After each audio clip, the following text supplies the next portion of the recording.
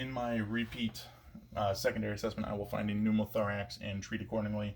I will also find a tib fib fracture on the right leg that I will splint. Heading from the head down, I check the skull and scalp for any deformities, checking the ears for CSF and blood. I also check the face and jaw for deformities or injuries. Finding none, I go down to the neck. I also note JVD in the neck and tracheal deviation towards the right side. I notice no other injuries to the neck.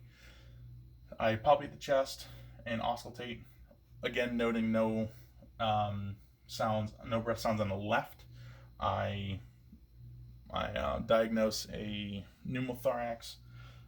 I use a 14 gauge needle in the fifth intercostal space, the fourth and fifth, and needle decompress. I assess for the effectiveness of this intervention by reassessing lung sounds periodically. From there, I go down to the abdomen.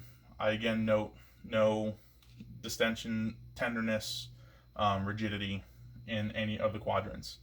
Going down to the femurs and pelvis. The pelvis, I note no instability or deformities or rigidity. I note there are no deformities in the pelvis. I'm sorry, the femurs. They are normal. Below that, on the right shin, I notice a deformity in the tib fib. I note a fracture. I treat this with a quick splint, and then I go up to the arms, noting no other injuries down to the fingertips.